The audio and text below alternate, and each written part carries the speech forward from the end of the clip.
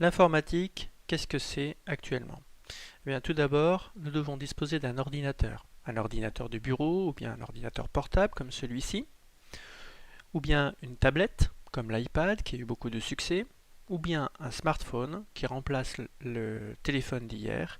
Bref, il nous faut avoir un dispositif électronique, aussi appelé device en anglais. Nous avons donc un ordinateur. Il nous faut ensuite avoir sur cet ordinateur, dans cet ordinateur, un système d'exploitation, c'est-à-dire un logiciel de base préinstallé dans l'ordinateur. Beaucoup d'ordinateurs disposent de Microsoft Windows 7. Mais il y a aussi macOS 10, qui est le système d'exploitation, ou bien l'OS en anglais, qui équipe l'ensemble des ordinateurs Apple, comme le MacBook, l'iMac, l'iPad, l'iPhone. Il y a une alternative à ces deux systèmes d'exploitation propriétaires, qui est Ubuntu, un système d'exploitation basé sur Linux et qui est librement installable sur la plupart des ordinateurs. Donc gratuitement, on peut l'installer sur beaucoup d'ordinateurs.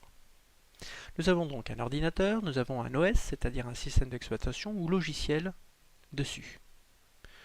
Nous devons maintenant disposer d'une connexion Internet, soit une connexion filaire avec un câble RJ45, la plupart des ordinateurs disposent d'une prise RJ45 qui nous permet donc de nous connecter facilement à un réseau filaire, mais bien sûr il n'y en a pas partout. Dans ce cas, nous devons être dans une zone Wi-Fi, une zone qui est couverte par un réseau sans fil et qui nous permet donc de nous connecter au réseau, soit avec une clé web, c'est-à-dire une suite de caractères qui nous permet donc d'avoir l'autorisation d'utiliser le réseau Wi-Fi, soit si le réseau est libre d'accès, n'est pas sécurisé, à ce moment-là on peut se connecter librement. Nous avons donc un ordinateur doté d'un système d'exploitation et une connexion Internet. Il nous faut, quatrième élément, un explorateur Internet. Celui qui équipe la plupart des ordinateurs dotés de Microsoft Windows et Internet Explorer, livré par Microsoft, qui n'est pas l'explorateur conseillé parce qu'il comporte pas mal d'erreurs de transcription. Celui qui est plus conseillé est Mozilla Firefox, qui est un peu l'explorateur tout-terrain, qui permet donc d'afficher la plupart des sites. Il est assez riche, assez souple, donc c'est un explorateur qui est largement utilisé dans le monde. Il y en a d'autres aussi, comme Google Chrome, qui est fortement conseillé, qui est un navigateur qui est rapide, léger, facilement installable et qui est fourni par Google. Ensuite, les différents ordinateurs Apple, comme l'iPhone, comme l'iPad, disposent de Safari, qui est le navigateur d'Apple, qui est proche dans le rendu de Google Chrome et qui fonctionne également très bien. Enfin, le petit dernier, celui qui est moins connu, le moins utilisé, c'est Opera, qui lui est proche dans le rendu et dans la manipulation, proche de Mozilla Firefox. Il y a donc, en gros, 5 explorateurs Internet qui existent. Quand on lance un explorateur, comme ici on a lancé l'explorateur Firefox, nous voyons la barre d'adresse, la barre de recherche, pour effectuer une recherche avec un mot-clé, et puis ici pour ouvrir un nouvel onglet. Le petit plus permet donc d'ouvrir un nouvel onglet et comme ça de pouvoir passer d'un site à un autre. Ici, nous sommes sur le site, la page d'accueil de google.fr. Nous avons donc tapé dans la barre d'adresse www.google.fr. La plupart des explorateurs Internet disposent du menu aperçu avant impression. Nous pouvons largement l'utiliser avant d'imprimer quoi que ce soit. Faisons un aperçu avant impression, faisons les réglages de mise en page, de marge, d'en-tête et de pied de page pour voir véritablement ce que nous imprimons et ainsi éviter de faire du gaspillage au niveau de la sortie papier. Nous sommes donc prêts à faire de l'informatique car nous disposons d'un ordinateur doté d'un système d'exploitation, d'une connexion Internet et d'un explorateur Internet. Avec ces 4 éléments, nous pouvons véritablement parer à toute situation. Un mot sur le touchpad qui équipe la plupart des ordinateurs portables et qui va déconcerter certains utilisateurs qui étaient habitués avec la souris. En effet, en suivant ces quelques règles, eh bien, vous serez aussi habile qu'avec une souris, avec un peu d'expérience bien sûr. Le touchpad, en général, il y a sous le touchpad 2 boutons. Alors premier conseil, ne pas utiliser le bouton gauche pour cliquer, parce que c'est beaucoup plus rapide quand on fait un appui simplement avec l'index sur le pad pour faire un clic. Donc un appui court et léger sur le pad avec l'index correspond à un clic. Ça permet d'éviter d'utiliser le bouton, de l'enfoncer. C'est plus rapide.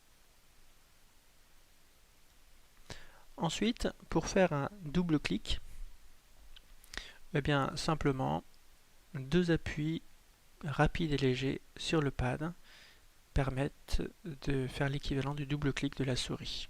Donc avec ça, vous pouvez donc lancer par exemple une application lorsque son icône figure sur le bureau. Ensuite, une action qui est un petit peu difficile à faire, c'est le glisser-déposer ou la sélection d'un texte dans un traitement de texte.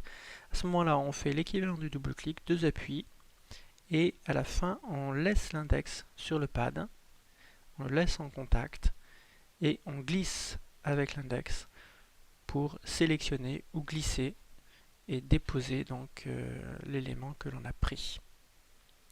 Quand on est sur Internet, souvent la page est plus grande que l'écran, donc pour faire défiler la barre verticale, l'ascenseur, il faut mettre l'index sur le côté droit du pad et glisser l'index de haut en bas ou de bas en haut. L'équivalent du clic droit, là on ne peut pas s'affranchir de l'utilisation des boutons en bas. Donc le clic droit, l'équivalent c'est un appui sur le bouton droit en dessous du touchpad. L'ensemble des touchpads fonctionne de la sorte. Faisons un exercice d'application après avoir vu ces différents points. Et prenons tout d'abord une feuille et un stylo. Si vous n'avez pas eu le temps de suivre pas à pas les indications qui apparaissent ici à l'écran, ne vous inquiétez pas, elles seront laissées à la fin à l'écran et vous pourrez avoir tout le temps pour exécuter ce qu'on vous demande. Alors la première chose qui vous est demandé de faire, c'est de noter le type de votre appareil. Est-ce que vous êtes sur un ordinateur du bureau, un ordinateur portable, une tablette, un smartphone? Ensuite, vous notez la marque de l'appareil. Essayez de voir quelle est la marque de l'ordinateur que vous utilisez. Ensuite,